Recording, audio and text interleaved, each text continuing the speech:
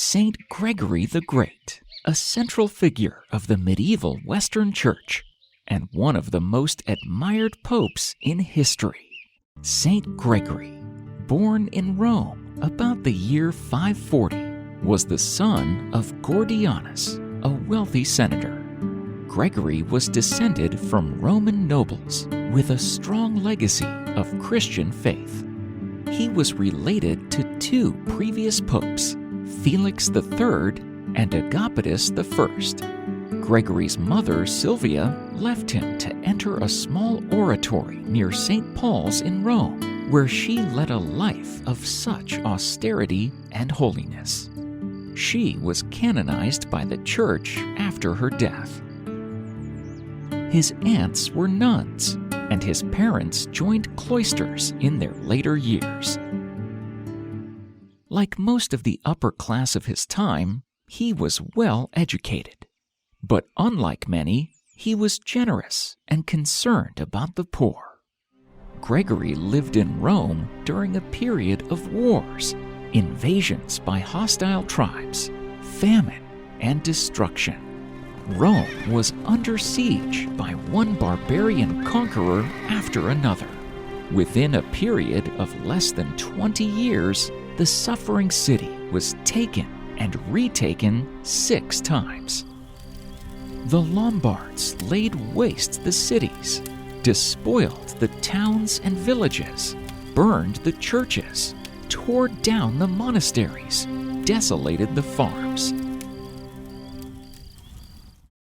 Gregory received a classical education in liberal arts and the law. It is not surprising, therefore, with these sad memories never far from his mind, that he accepted the post of prefecture of Rome, the highest civil dignity in the city. He believed he could protect his people, like his ancestors before him. He was around 30 years old by now.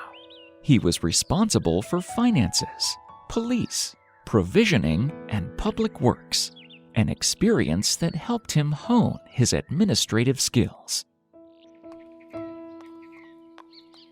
The people came eventually to know and to love him, and to depend on him for their safety. Yet, Gregory remained dissatisfied. Sometime after working in the imperial capital, Gregory chose to leave the civil administration to become a monk during the rise of the Benedictine order.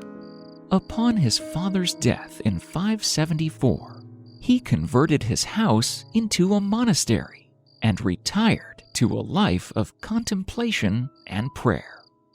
During these years, the happiest in Gregory's life, he began a detailed study of the scriptures.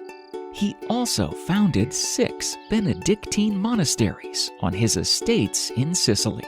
He also turned over the remainder of his fortune for the care of the poor. But it soon became clear, after his 3rd year at St. Andrew's, that days of quiet prayer and work were not to be Gregory's portion for much longer. In 578, quite against his will, Pope Benedict I made him one of the 7 deacons of Rome.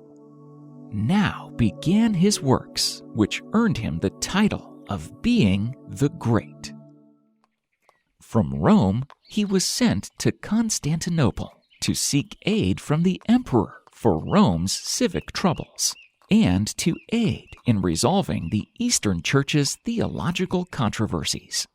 When he arrived back in Rome, he was made the abbot of St. Andrew's.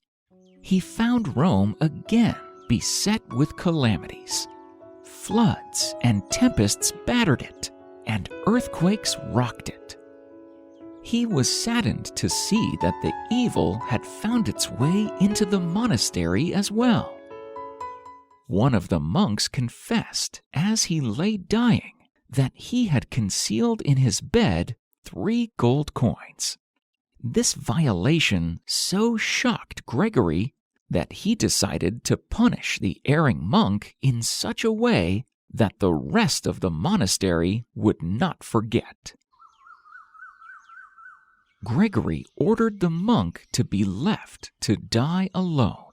Gregory ordered his body thrown on a dung heap, along with the 3 coins.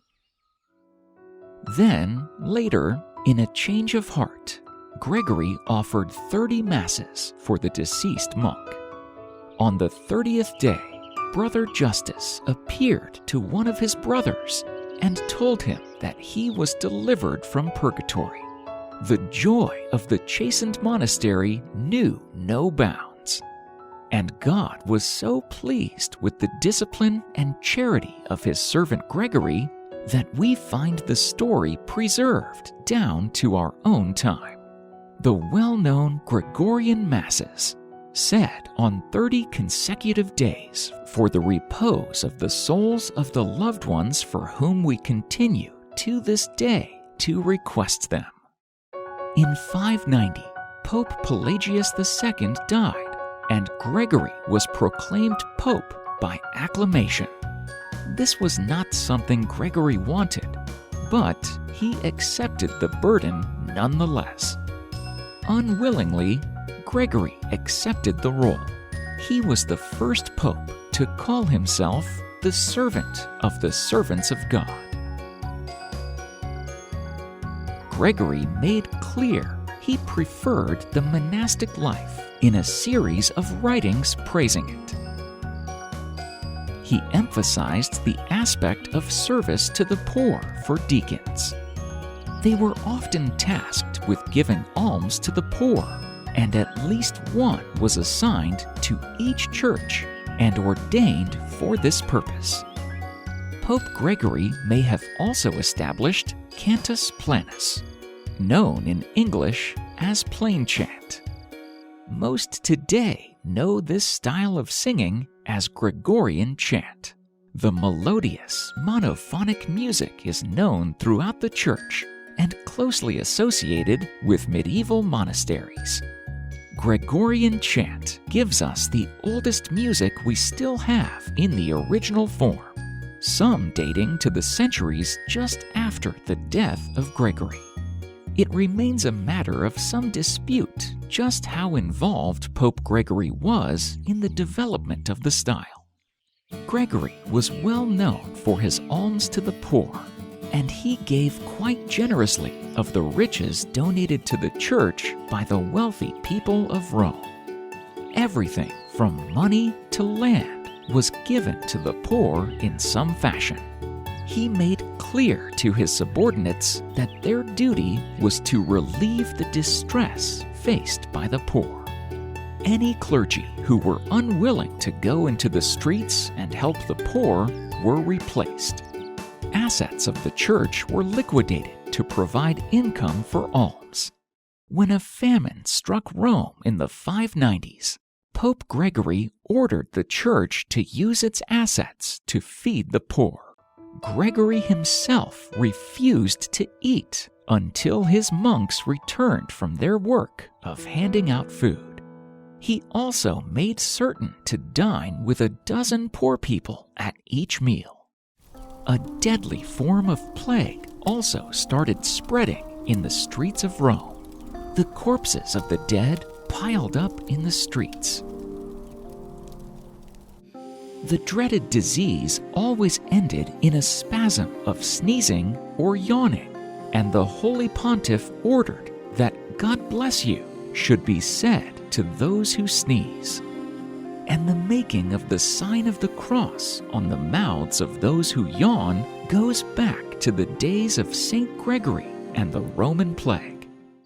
In 593, Saint Gregory wrote the 4 books of dialogues, which, together with the pastoral rule, were the 2 works most universally read and prized throughout the Middle Ages. The dialogues provide an excellent history of the times. Pope Gregory I combined pastoral leadership and prayer with personal holiness and social service. But his later years were troubled with poor health. He died on March 12, 604. He was canonized immediately after his death by the unanimous acclaim of his people. What really made Pope Gregory great? His achievements were many and had a widespread effect. But Gregory became a saint because of his love for God, which was reflected in all that he did. We celebrate Saint Gregory the Great's feast day on September 3rd. He is the patron saint of musicians, singers, students, and teachers.